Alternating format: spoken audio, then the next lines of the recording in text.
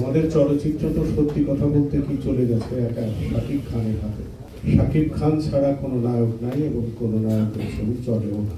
এবং আজকে এ কথা নিষ্ঠুর হলেও সত্য কথা, আজকে যে 1.5 শতাধিক হল খুলবে তার অধিকাংশ হল মালিকই প্রথমেই যাবে শাকিবের অফিসে, শাকিবের ছবির অফিসে।